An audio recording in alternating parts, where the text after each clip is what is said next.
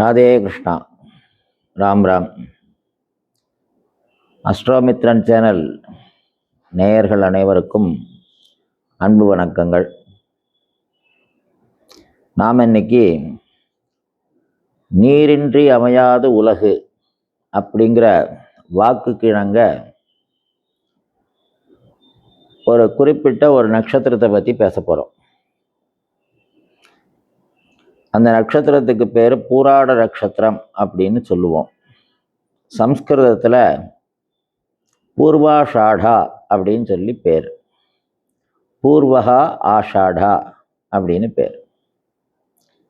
ஆஷாடம் என்றால் வேடம் தரிப்பது என்று ஒரு பொருள். ஆஷாடம் என்றால் ஒருவரை முழுமையாக ஆக்கிரமிப்பது என்று ஒரு பொருள். ஒருவர் இன்னொருவராக மாறுவது என்று பொருள். இந்த பூராட நட்சத்திரம் அப்படிங்கிறத பற்றி ஏன் இன்னைக்கு ரொம்ப ஒரு ஸ்பெஷலான விஷயமா பேசணும்னு நினைக்கிறோம் அப்படின்னா, நீரின்றி அமையாது உலகு, இது வாக்கு. வேதம் என்ன சொல்றது அப்படின்னா, ஆகாசாத் வாயுகோ, ஆகாசத்திலிருந்து காற்று உருவாச்சு. வாயோர் அக்னிஹி, காற்றிலிருந்து நெருப்பு உருவாயிற்று. அக்னேராபகா, அக்னியிலிருந்து தண்ணீர் உருவாயிற்று. அத்ய பிருத்திவி, நீரிலிருந்து பூமி உண்டாயிற்று. பிருத்திவ்யா ஓஷதயா, பூமியிலிருந்து மரம் செடி கொடிகள் உருவாயின. ஓஷதி பியோர்ணம், அந்த மரம் செடி கொடிகளிலிருந்து உணவுகள் உருவாயிற்று. அன்னாத் புருஷா, அந்த உணவு விதைகள்ல இருந்து மனிதன் உருவானான் அப்படின்னு சொல்லி வேதம் சொல்றது. இதுல ரொம்ப முக்கியமான ஒரு இடம் எந்த இடத்துல வர்றதுன்னா, பூமி எங்கிருந்து உருவாச்சுன்னா நீரினால் உருவாயிற்று என்று வேதம் சொல்கிறது. 74.65% நீரினால் இந்த பூமி சூழப்பட்டுள்ளது என்று விஞ்ஞானம் கூறுகிறது. மிச்சம்தான் அந்த ஒரு 25% தான் நிலப்பரப்பு. அதில் ஒரு 5% மனிதர்கள், அவ்வளோதான். மொத்த மனித கூட்டமே நம்ம பூமியில் அவ்வளோதான் இருக்கும். அப்போது நம்மளை சுற்றி என்ன இருக்குது பூமியிலன்னா தண்ணி தான் இருக்குது. நீ எந்த திசைக்கு போனாலும் தண்ணீர் தான் இருக்குது. ஏன் இந்த விஷயத்தை சொல்ல வேண்டியிருக்கு அப்படின்னா, பூராட நட்சத்திரத்துக்கு தேவதை யார் அப்படின்னா ஆபஹா அப்படின்னு வேதம் சொல்கிறது. அப்படின்னா தண்ணீர் அப்படின்னு சொல்கிறது. பூராட நட்சத்திரத்தினுடைய தேவதை தண்ணீர். பூர்வாஷாடோ ஜலம் பாத உதகஞ்ச ஆப்யமேவச்ச அப்படின்னு இதெல்லாம் பூராட நட்சத்திரத்தினுடைய பெயர்கள். இப்போ மேஷம் முதல் 12 ராசிகளில் பார்த்தோம் அப்படின்னா, வரிசை கிரமமாக மேஷராசி ஆரம்பித்து கங்கா யமுனா சரஸ்வதி நர்மதா கோதாவரி கிருஷ்ணா காவேரி தாமிரபரணி சிந்து துங்கபத்ரா பிரம்மபுத்திரா பிரணீதா அப்படின்னு 12 நதிகள். ஒவ்வொரு ராசிக்கும் ஒவ்வொரு நதிகள். அந்தந்த ராசிகளில் குரு வரும் காலம் அந்த இடத்திற்கு புஷ்கரம் என்று பெயர். அப்புறம் தாமிரபரணி புஷ்கரம் அப்படின்னு ஒன்று கொண்டாடணும் இல்லையா? மகாமக குளத்தில் 12 வருடத்துக்கு ஒரு முறை ஆவணி மாதத்தில் குரு வரும், அதாவது சிம்ம ராசியில் குரு வரும் காலம் அந்த மக நட்சத்திரத்தை அன்னைக்கு மகாமகம் என்று 12 வருடத்திற்கு ஒரு முறை கொண்டாடப்படுகிறது. அப்போ இந்த குரு அப்படிங்கிறவர் ஆகாசத்துக்கு தேவதை. அவர் அந்த ராசிகளில் சஞ்சரிக்கும் போது அந்தந்த நதிகளுக்கு புஷ்கரம், அதாவது மிகப்பெரிய விழாவாக கொண்டாடப்படுகிறது. ஸோ இந்த 12 ராசிகளுக்கும் தீர்த்தம் இருக்கு. இதெல்லாம் எங்க இருக்கு அப்படின்னா, இது முழுக்க முழுக்க நமது பாரத தேசத்தில் இருக்குங்கிறது தான் மிகப்பெரிய ஆச்சரியமான ஒரு விஷயம். இந்த 12 நதிகளும் ரொம்ப புண்ணிய நதிகள் என்று அழைக்கப்படுகிறது. அதில் முக்கியமான ஒரு 2 நதி என்ன அப்படின்னா, வடக்கே கடைசியில் இருக்கக்கூடிய கங்கை உற்பத்தியாகக்கூடிய இடம், அது மேஷம். தெற்கே கடைசியாக தண்ணீர் முடியக்கூடிய இடம் எதுன்னா தாமிரபரணி, அது விருச்சிகம். ரெண்டுமே செவ்வாயோட வீடு. சரி, இதுக்கும் பூராட நட்சத்திரத்துக்கும் என்ன சம்பந்தம்னா, எல்லா நதிகளுக்கும் எல்லா இடங்களுக்கும் இந்த தண்ணீர் அத்தனைக்கும் இந்த பூராட நட்சத்திரமே அதிபதியாக உள்ளது. முக்கியமாக இந்த நதிகள்லாம் எங்கிருந்து உற்பத்தி ஆகிறது அப்படின்னு பார்த்தா, ஃபாரஸ்ட், அதாவது காடுகள்ல இருந்து உற்பத்தி ஆகி மலைகளில் பிரயாணம் செய்து மலைகளிலிருந்து அருவியாக கீழே கொட்டி அதன் பின் அது சுழன்று தன்னைத்தானே குழப்பி பிறகு கிடைத்த பாதையை தேர்ந்தெடுத்து நதியாக அதுக்கப்புறம் பிரவாகம் அடைஞ்சு எங்கெங்கெல்லாம் இடம் கிடைக்கிறதோ அந்த பாதையிலெல்லாம் பிரயாணம் பண்ணி கடைசியில் திருப்பியும் தண்ணீர்லேயே போய், அதாவது சமுத்திரத்திலேயே போய் சேர்ந்துருது. இதுதான் தண்ணி உற்பத்தி ஆறுது. சரி, தண்ணி எங்கேருந்து உற்பத்தி? ஆகாசத்துலேருந்து உற்பத்தி ஆறுது. அதனால தான் குரு அந்த இடத்துக்கு வரும்போதெல்லாம் நம்ம நதிகளை கொண்டாடுறோம். சரி, இப்போ கங்கையை பற்றி நிறைய சொல்லலாம். அதை விட ரொம்ப முக்கியமான விஷயம், நாம் தட்சிண பிராந்தியத்தில் இருக்கிறதுனால இந்த வட தமிழகம் தென் தமிழகம் இரண்டுமே சேர்ந்து எந்த இடத்துல இருக்கு அப்படின்னு பார்த்தா, காவேரி, கிருஷ்ணா, தாமிரபரணி, வைகை, முக்கியமான 4 நதிகள் நம்ம திருநாட்டில் இருக்கு. இதில் தாமிரபரணி ரொம்ப அதிவிசேஷமாக சொல்லப்படுகிறது. சரி, அதே மாதிரி காவேரியும் ரொம்ப அதிவிசேஷமாக சொல்லப்படுகிறது. துலா காவேரி அப்படின்னா ஐப்பசி மாதம் துலா மாதம் என்று பெயர். துலா மாதத்தில், அதாவது ஐப்பசி மாதத்தில் காவேரியில் போய் ஸ்நானம் பண்ணினா சகல பாபமும் நிவர்த்தி ஆறுது அப்படின்னு சொல்கிறது. பொதுவாக புண்ணிய நதிகளில் தீர்த்தம் ஆடினாலே பாப நிவர்த்தி அப்படின்னு சாஸ்திரம் சொல்கிறது.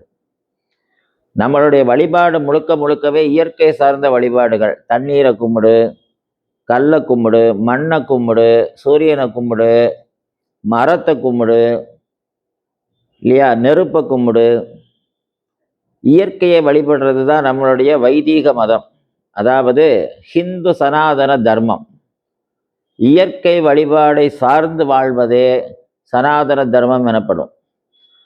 அப்படியாப்பட்ட ஒரு மிகப்பெரிய ஒரு தர்மத்தை கடைபிடிப்பதற்கு இந்த தண்ணீர் மிக முக்கியமானதாக இருக்கிறது. பரமேஸ்வரனுக்கும் பார்வதிக்கும் விவாகம் நடைபெறப் போகிறது. பூதகணங்கள்லாம் வந்தாச்சு, தேவர்கள்லாம் வந்தாச்சு. சுக்கிராச்சாரியார் தலைமையில் அவர் அசுரர்களெல்லாம் கூட்டிட்டு வந்துட்டார். கணங்கள், தேவகணம், மனுஷகணம், ராட்சச கணம் அப்படின்னு சொல்லி 3 கணங்கள் இருக்கு. அந்த கணங்கள்லாம் வந்தாச்சு. ரிஷிகள் எல்லாரும் வந்தாச்சு. மொத்த உலகத்தினுடைய அத்தனை தேவதைகளும் ஒரே இடத்துல குழுமி இருக்காங்க. எங்க பரமேஸ்வரன் பார்வதி கல்யாணத்தில் மீனாட்சி சுந்தரேஸ்வரராக அங்கே இருக்கார். அந்த இடத்துல அவங்க எல்லாரும் குழுமி இருக்கும்போது பூமி ஒரு பக்கமாக வடதிசையில் கீழே இறங்குகிறது. எதனால் இந்த பாரம் தாங்கலை அப்படின்னு பார்க்கும்போது, இவ்வளோ தேவதைகளும் ஒரே இடத்துல இருக்கிறதுனால தான் இந்த பூமி பாரம் தாங்க மாட்டேங்கிறது அப்படின்னு சொல்லி, இதுக்கு என்ன வழி அப்படின்னு பரமேஸ்வரன்ட்ட கேட்குறா. பரமேஸ்வரன் சொல்கிறார், 3 அடி உயரம்தான் இருக்கார். யாரு? அகஸ்திய மாமுனிவர். அவர் கலயம் என்று சொல்லக்கூடிய கும்பத்தில் உற்பத்தியானவர். அவர் கும்பமுனி என்றே அவருக்கு பெயர். அவரை அகஸ்தியரை அழைச்சு நீ போய் வந்து தட்சிண தேசத்தில் போய் பொதிகை மலையில் போய் இரு. அந்த ஸ்தலத்தில் போய் நீ போய் உட்காந்துட்ட அப்படின்னா பூமியினுடைய நிலை மாறும்னு சொல்கிறார். அப்போ எல்லாரும் சிரிக்கிறாங்க. இத்தனை பேர் நிற்கிறோம், இந்த பாரம் தாங்க முடியாமல் பூமி சாயுது. சாதாரண ஒரு 3 அடி உயரம் இருக்கக்கூடிய ஒரு முனிவர் போய் ஒரு இடத்துல நின்னா பூமியினுடைய பாரம் அப்படி குறையுமா, சமநிலைப்படுமா அப்படின்னு எல்லாரும் சிரிக்கிறாங்க. பரமேஸ்வரன் வந்து அகஸ்தியருடைய தபஸ் என்ன அப்படிங்கிறத பற்றி யாருக்கும் தெரியாது. அவரை அனுப்பி விடுறார். ஸோ அவர் வந்து தென் தேசத்துக்கு வந்து நிறைய தமிழ் இலக்கண நூல்கள், நிறைய விஷயங்கள், தர்மங்கள் எல்லாத்தையும் போதனை பண்ணிக்கிட்டே நம்ம தட்சிண தேசத்துக்கு வரார். அதாவது தென் தேசத்துக்கு வரார். அதில் குறிப்பாக அப்படி மதுரை வந்து அப்படி தென்காசி, குற்றாலம் அப்படின்னு அதாவது மலை பிராந்தியங்களாக போய்கிட்டே இருக்கார். அப்படி போகும்போது தான் அங்கே இலக்கண நூல்கள், இளங்கோவடிகள் அப்படிங்கிறவருக்கு, இளங்கோ அப்படின்னு சொல்லக்கூடிய அகஸ்தியருக்கு ஒரு சிஷ்யர் இருந்தார். அவருக்கு இலக்கண நூல்கள் எல்லாம் வந்து சொல்லிக் கொடுக்குறார். அவருக்கு பல சிஷ்யர்களை வச்சு நிறைய தமிழ் இலக்கணங்களை சொல்லிக் கொடுக்குறார். அப்படி சொல்லி கொடுத்துக்கிட்டு இருக்கிற நேரத்தில் தான் ராவணன் அங்கே வந்து, நீர் வந்து கலைகளில் வித்தகர் என்று கேள்விப்பட்டேன், உமக்கு சங்கீதம் தெரியுமா அப்படிங்கிறார். பகவான் அருள் இருந்தால் எல்லாம் தானாக வருங்கிறார். அப்போனா என் கூட வீணை மீட்டி நீ வந்து என்கிட்ட ஜெயிச்சு காமி அப்படிங்கிறான் ராவணன். ஏன்னா அவனுக்கு சும்மா இருக்க முடியாது. வருஷம் ஒரு தடவை போய் யாராவது ஒருத்தர்கிட்ட தோத்துட்டு வரணும், இல்லை சண்டை போட்டு வரணும். அதுக்கு பேர் உடல் திமிர் என்று சொல்வார்கள். அப்படின்னா என்ன அர்த்தம் அப்படின்னா, நல்ல பயிற்சி பண்ணின ஒரு உடம்பு ஒரு வேலையும் செய்யாமல் இருந்தால் அந்த உடம்பு வலிக்கும். அப்போ அதுக்கு திரும்பவும் போய் ஏதாவது ஒரு மல்யுத்தமோ சண்டையோ போட்டால் தான் அந்த உடம்பு திருப்பியும் நார்மலுக்கு வரும். அதனால் வருஷம் யார்கிட்டயா போய் சண்டை எழுப்பார். அப்போ இந்த தடவை அகஸ்திய முனிவர் தான் கிடைச்சாருன்னு சொல்லிட்டு அவர்கிட்ட போய், என் கூட நீர் வந்து வீணை மீட்டி என்கிட்ட போட்டிக்கு வரணும் அப்படிங்கிறார். 2 பேரும் வீணையை மீட்டுறாங்க.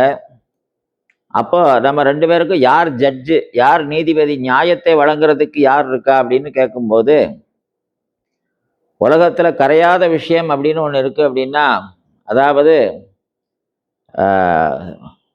மியூசிக், அதாவது நம்ம சங்கீதத்துக்கு உருகாத ஒரு விஷயம் இருக்குது அப்படின்னு சொன்னால் அது பாறை, அதாவது கல் மட்டும்தான் உருகாது. மற்ற உலகத்தில் உள்ள அத்தனையும் வந்து சங்கீதத்துக்கு உருகும். சோகமாக வாசித்தா அழுக வரும், என்ன சந்தோஷமாக அதுக்குன்னு வாசிக்கிறதுக்குன்னு இருக்குது, எல்லாம் இருக்குது. அப்படி வாசிக்கும்போது அதுக்கு பொதுவான ஒரு மலையாக ஒரு மலையை தேர்ந்தெடுத்து, ஏன்னா இசைக்கு மயங்காதது இந்த கல் ஒன்று தான், எப்போ இந்த கல் உருகுதோ அவங்க ஜெயிச்சதாக அர்த்தம் அப்படின்னு சொல்லி 2 பேரும் வீணையை மீட்டுறாங்க. அதில் அகஸ்திய முனிவர் வாசிக்கும்போது அந்த கல் உருகிறது. இப்போ ராவணன் அவர்கிட்ட வந்து ஆசீர்வாதம் வாங்கிட்டு கிளம்பிடுறான். 2 பேருக்கும் பொதுவாக இருந்து நியாயத்தை வழங்கினதுனால அந்த மலைக்கு பேர் பொதிகை மலை அப்படின்னு பேர் வந்தது. இது வந்து அகஸ்திய முனிவர் அந்த பொதிகை மலையில் வசித்ததனுடைய வரலாறு. ஏன் இதை சொல்ல வேண்டியிருக்கு அப்படின்னா, அவரால் உருவாக்கப்பட்ட அந்த பொதிகை மலையிலிருந்து உருவாகக்கூடிய நதி தான் வந்து இந்த தாமிரபரணி என்று சொல்லக்கூடிய நதி. அவரால் கமண்டலத்திலிருந்து திரும்பவும் நமக்கு அருளாக வழங்கப்பட்ட நதி தான். அதாவது பொன்னி அப்படிங்கிற ஒரு நதியை தான் அவர் வந்து கமண்டலத்தில் கட்டுப்படுத்துகிறார். ஆணவத்தில் இருந்ததுனால அவர் கட்டுப்படுத்துகிறார். அப்புறம் அவருடைய ஆணவம் அடங்கின உடனே அவர் கமண்டலத்திலிருந்து திரும்பவும் காக்கை வடிவில் வந்து மகாகணபதி வந்து அதை தட்டி விட்டுடுறார். அப்போ பறந்து விரிந்து அந்த தீர்த்தம் போகிறதுனால அதுக்கு காவிரி என்று பெயர் வருது. அதுவும் அகஸ்தியரால் வழங்கப்பட்டது தான் காவேரி. இந்த தாமிரபரணி நதியிலையும் காவேரி நதியிலையும் 2 இடத்துலையுமே தாமிரபரணியை பொறுத்த வரைக்கும் கிட்டத்தட்ட 144 ஸ்நான கட்டம் என்று சொல்லப்படுகிறது. அதாவது வியாச தீர்த்தம், அக்னி தீர்த்தம், வெதிபாத தீர்த்தம், என்ன அப்படின்னு நிறைய தீர்த்தங்களுக்கு நிறைய பேர். அப்படி ஒவ்வொரு க்ஷேத்திரம், அதாவது வடக்கு நோக்கி போகக்கூடிய தண்ணீர், தெற்கு நோக்கி போகக்கூடிய தண்ணீர், கிழக்கு நோக்கி போகக்கூடிய தண்ணீர் அப்படின்னு அப்படி வளைஞ்சு நெளிஞ்சு வளைஞ்சு நெளிஞ்சு வர்றது. அந்த பரிகார க்ஷேத்திரங்கள் முழுக்க பாபநாசத்திலிருந்து குற்றாலத்தில் அங்கேருந்து ஆரம்பித்து புன்னக்காயல் என்று சொல்லக்கூடிய திருச்செந்தூர் பக்கத்தில் இருக்கக்கூடிய க்ஷேத்திரத்தில் நேராக அங்கே போய் சிவக்ஷேத்திரத்தில் அங்கே சமுத்திரத்தில் போய் கலக்கிறது. அதே மாதிரி இந்த காவேரியும் அதே மாதிரி கர்நாடக மலையிலிருந்து உருவாகி நம்ம தமிழகத்தை நோக்கி வந்து இதுவும் சமுத்திரத்தில் கலக்கிறது. அப்போது பூம்புகாரில் அப்போது இந்த காவேரி நதியிலையும் இதே மாதிரி கிட்டத்தட்ட ஒரு 124 ஸ்நான கட்டமோ என்னமோ இருக்குது. இங்கேயும் அதே மாதிரி ஏகப்பட்ட பரிகார க்ஷேத்திரங்கள், இங்கேயும் நிறைய தீர்த்தங்கள். ஏன் இந்த விஷயங்களெல்லாம் நம்ம தண்ணீரை பற்றியே பேசிக்கிட்டே இருக்கோம் அப்படின்னா, பூராட நட்சத்திரம் வந்து எந்த நிலையாகவும் மாறிக்கும். இப்போது ரொம்ப கோபமான ஒருத்தரோட பழகுறாங்க அப்படின்னா அவங்களுக்கு இணைஞ்சு அவங்களோட பயிப்பாங்க. ரொம்ப ஹாப்பியான ஒரு பர்சன்ட்டோட பழகுறாங்கன்னா அவங்களுக்கு இணைஞ்சு பயிப்பாங்க. ஒரு சாதாரண குழந்தைகிட்ட பழக வேண்டியிருக்கு அப்படின்னா அந்த குழந்தை மாதிரி அவங்களோட பழகிப்பாங்க. ரொம்ப ரௌத்ராத்காரமாக ரொம்ப பைல்வான் மாதிரி ஒருத்தர் இருக்காருன்னா அவருக்கு தகுந்த மாதிரி பழகிப்பாங்க. யார் கூட வேணாலும் பழக முடிஞ்ச ஒரு பர்சன் இருக்கா அப்படின்னா அது வந்து பூராட நட்சத்திரத்தால் மட்டும்தான் முடியும். ஏன் அப்படின்னா தண்ணீர் டம்ளரில் விட்டால் டம்ளர் உருவத்தில் இருக்கும், சொம்பில் விட்டால் சொம்பு உருவத்தில் இருக்கும், பானையில் விட்டால் பானை உருவத்தில் இருக்கும் இல்லையா? ஏரினா ஏரி அகலத்துக்கு பெருசாக இருக்கும். தண்ணியை எந்த இடத்துல எப்படி சேமிச்சா அந்த ரூபத்தில் அது இருக்கும். அதை மாதிரி இந்த பூராட நட்சத்திரத்தில் பிறந்தவங்க எந்த நிலையிலையும் யார் கூடெல்லாம் பழகுறாங்களோ அந்த நிலையில் அவங்களோட அதுக்கு சமமான ஒரு அவங்களுடைய குணாதிசயத்தை அவங்களுக்கு தகுந்த மாதிரி மாற்றிண்டு அந்த பாத்திரமாகவே அவங்க மாறிப்பாங்க. அது வந்து ரொம்ப ஃப்ரெண்ட்லி ஸ்டார் அப்படின்னு சொல்லுவாங்க. ரொம்ப நட்பான ஒரு நட்சத்திரம் அப்படின்னு பேர். யாரையும் எதிரியாக்காத ஒரு நட்சத்திரம்னு பேர். தண்ணீரை யாராவது எதிர்த்துக்க முடியுமா? முடியாது. அப்போ அந்த பூராட நட்சத்திரத்தில் பிறந்தவங்களுக்கு என்ன பாக்கியம் கிடைக்கிறது அப்படின்னு கேட்டார். அந்த நட்சத்திரத்தில் பிறக்கிறதே பாக்கியம். இந்த நான் சொன்ன 12 நதிகளில் ஒரு ஸ்நானம் பண்ணினா என்ன பலன் கிடைக்கணுமோ அந்த பலன் பூர்வ ஜென்மாவில் கிடைக்கிறதுக்கு முன்னாலேயே தவறி போயிருப்பாங்க. முன் ஜென்மாவில் வந்து நிறைய நதி ஸ்நானங்கள் பண்ணியிருப்பாங்க. நிறைய வந்து இந்த தீர்த்த யாத்திரை அப்படின்னு சொல்லுவாங்க இல்லையா, எல்லா தீர்த்தங்கள்லையும் போய் குளிக்கிறது இதெல்லாம் பண்ணியிருப்பாங்க. அவங்க அதனுடைய பலாபலன்களை அவங்களுடைய பரம்பரை அனுபவிக்கிறத பார்த்துருக்க மாட்டாங்க. அவங்க இப்பிறப்பில் பூராட நட்சத்திரத்தில் வந்து பிறக்கிறாங்க. அப்போ பிறப்பே புண்ணிய பிறப்பு அப்படின்னு பேர். அப்போ அந்த பூராட நட்சத்திரத்தினுடைய அதிதேவதை வந்து ஆபகா, ஜலம், அதாவது தண்ணீர் என்று அழைக்கப்படுகிறது. அப்போ அகஸ்திய மாமுனிவர் வந்து வாரி வழங்கிய தீர்த்தங்களும் சரி, இந்த காவேரி, தாமிரபரணி சரி. இப்போ இந்த பூராட நட்சத்திரம் இருக்கக்கூடிய ராசி எது அப்படின்னு பார்த்தா தனுர் ராசி. அந்த ராசிக்கு என்ன நதி அப்படின்னு பார்த்தா சிந்து நதி. விருச்சிக ராசி தாமிரபரணி நதி அப்படின்னா தனுர் ராசி வந்து சிந்து நதி. அப்போ சிந்து நதி தான் நம்ம பாரத தேசத்தினுடைய எல்லையாக இருக்கிறது இல்லையா? ஸோ அப்போ அந்த சிந்துல இருந்து தான் நம்ம வந்து வாழ்வாதாரமே, வாழ்க்கையினுடைய மனிதர்களுடைய பரிணாம வளர்ச்சியே எதை கொண்டு இருந்ததுன்னா தண்ணீரை வச்சும் நெருப்பை வச்சும் தான் வந்து அவங்களுடைய பரிணாம வளர்ச்சி அதிகம் அடைஞ்சது. எல்லாருமே எப்போவுமே எங்கே வசிப்பாங்கன்னா ஏதாவது நதிக்கரை ஓரம் தான் எல்லாமே ஊர்கள் எல்லாமே வசிப்பாங்க. ஏன்னா தண்ணி வேணும். நதி இல்லாத ஊரில் இருக்க மாட்டாங்க. அப்போ ஆறில்லா ஊருக்கு அழகு பால் என்ற பழமொழியே இருக்கு. நீரில்லா நெற்றிப்பால், நெய்யில்லா உண்டிப்பால், ஆறில்லா ஊருக்கு அழகு பால், பாலே இல்லால் இல்லா மனை அப்படின்னா. அப்போ இந்த ஆறில்லா ஊர் அது வந்து வேஸ்ட். இப்போ கிருஷ்ணா அப்படின்னு சொல்லும்போது கன்னியா ராசி, சிந்து அப்படின்னு சொல்லும்போது தனுசு ராசி. இந்த தனுசு ராசியில் இருக்கக்கூடிய பூராட நட்சத்திரத்தினுடைய அதிகாரி யார் அப்படின்னு கேட்டால் அர்ஜுனன் மிருகநிலை வேடம் போட்டான். வேணும்னா இந்த ரூபத்தை எடுத்துப்பான்.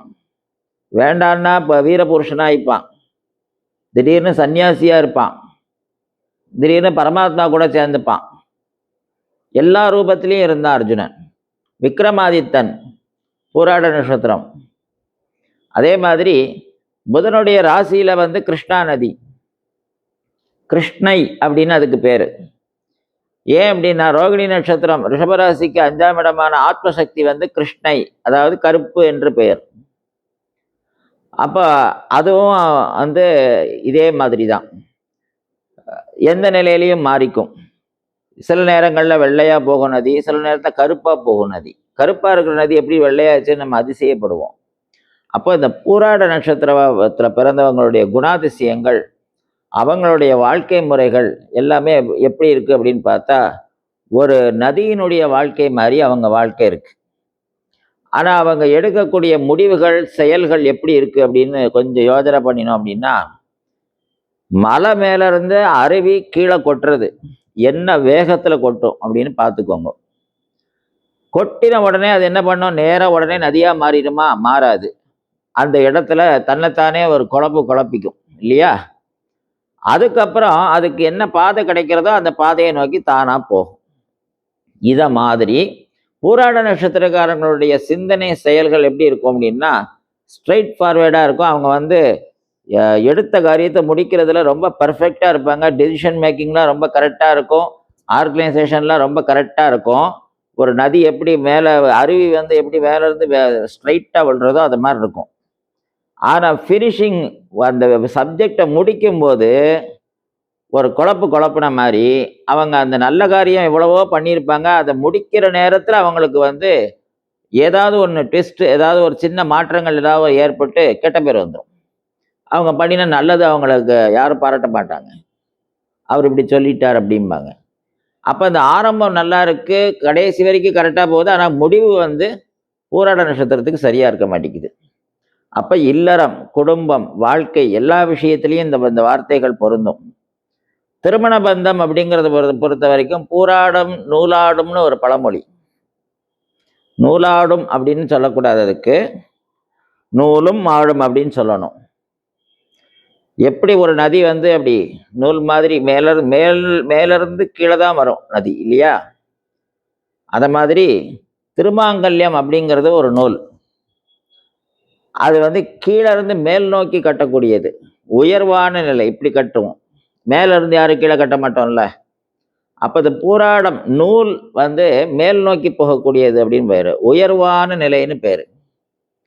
அப்போ இந்த உயர்வை கொடுக்கக்கூடிய வார்த்தையை வந்து நிறைய பேர் வந்து பூராடம் நூலாடம்னு அதுக்கு தேவையில்லாத ஒரு சில அர்த்தங்கள் பண்ணிக்கிட்டாங்க.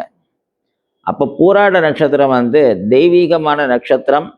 முன் ஜென்மத்தில் மிகப்பெரிய, அதாவது தீர்த்த யாத்திரை மாதிரி பெரிய காரியங்களை செஞ்சு நிறைய நதிகளில் ஸ்நானம் செய்த பலன் யாருக்கு இருக்கோ அவங்க தான் பூராட நட்சத்திரத்தில் வந்து பிறப்பாங்க. அவங்க ஒரு வீட்டில் பிறந்திருக்காங்க அப்படின்னாலே அந்த குடும்பம் வந்து புண்ணியம் பண்ணின குடும்பம். அவங்களால தான் அந்த குடும்பம் ஆர்கனைசேஷன் செய்யப்படும். அவங்க தான் அந்த குடும்பத்தை நிர்வாகத்தை பார்ப்பாங்க. அவங்களால தான் அந்த குடும்பம் முன்னுக்கு வரும். ஏன்னா அவங்கள மாதிரி ஒரே நேரத்தில் 10 பேரை வந்து சமாளிக்கிறது வந்து, அதுவும் சிரிச்சுக்கிட்டே சமாளிக்கிறது யாராலையும் முடியாது. அதாவது சிரிச்சுக்கிட்டே அதிகாரம் பண்ணி சமாளிக்கணும் அப்படின்னா அது வந்து கடகராசி. ஆனால் சிரிச்சுக்கிட்டே குழந்த மாதிரி இவர்கிட்ட இவ்வளோ விஷயம் இருக்காருன்னு எதிராளிக்கு தெரியாது. ஆனால் அவங்க சிரிச்சுக்கிட்டே அவங்கள வேலை வாங்கி அவங்களுக்கு வேணுங்கிறதெல்லாம் எல்லாருக்கும் எல்லாம் கிடைக்கிற மாதிரி பண்ணிடுவாங்க. அப்படி எல்லாருக்கும் பிரியமான ஒரு நட்சத்திரம் இந்த பூராட நட்சத்திரம். அது முழுக்க தண்ணீரால் நிறைந்த நட்சத்திரம். நமது பாரத பூமியில் மிகப்பெரிய புண்ணிய நதிகளுக்கு அதிகாரியாக இருக்கக்கூடிய நட்சத்திரம், சமுத்திரத்துக்கு தேவதையாக இருக்கக்கூடிய நட்சத்திரம். அப்போ இந்த மாதிரி ஒரு நட்சத்திரத்தினுடைய பலாபலனை வச்சு பார்க்கும்போது இதில் பிறந்த மனிதர்கள் மிக உயர்வை அடைவார்கள் அப்படிங்கிறது சர்வ நிச்சயமாக தெரிகிறது. அப்போ இவங்களுக்கு வாழ்க்கையில் சில அவங்க கர்ம பலன் காரணமாக சில பிரச்சனைகள், நன்மை தீமைகள் ஏதோ ஒன்று நடக்கும். அவங்களுக்கு நிவர்த்தி என்ன அப்படின்னா, வருஷத்தில் ஒரு நாள் ஏதாவது ஒரு நதியில் போய் குளிச்சுட்டு வந்தாச்சுன்னா போதும். ஏதாவது ஒரு புண்ணிய நதியில் போய் வருஷத்தில் ஒரு நாள் ஒரு புண்ணிய நதியில் போய் ஸ்நானம் பண்ணிட்டு வந்துட்டாங்க அப்படின்னா அவங்களுக்கு அந்த துன்பங்கள் குறைய ஆரம்பிச்சிரும், கவலைகள் குறைய ஆரம்பிச்சிரும், நிலைமைகள் மாறிடும், உடல் ரீதியான பாதிப்புகள் குறைஞ்சிரும். ஏன்னா ருணரோக சத்ரு என்று சொல்லக்கூடிய கடன் வியாதி எதிரி என்று சொல்லக்கூடிய இந்த 3 விதமான உபாதைகளும் தானாக குறைஞ்சிரும். அவங்க செய்ய வேண்டியது வருடத்துக்கு ஒரு தடவை ஏதாவது ஒரு நதியை போய் தொட்டா போதும். ஏன் அப்படின்னா பூர்வ ஜென்மாவில் அவங்க நதியை வழிபாடு பண்ணியிருக்காங்க. அதை போய் திரும்பவும் தொட்ட உடனே அது உடனே வேலை செய்ய ஆரம்பிச்சிடும். அப்போ புராட நட்சத்திரம் இவ்வளோ மகிமை வாய்ந்த நட்சத்திரம் என்று நமக்கு தெரிய வருகிறது.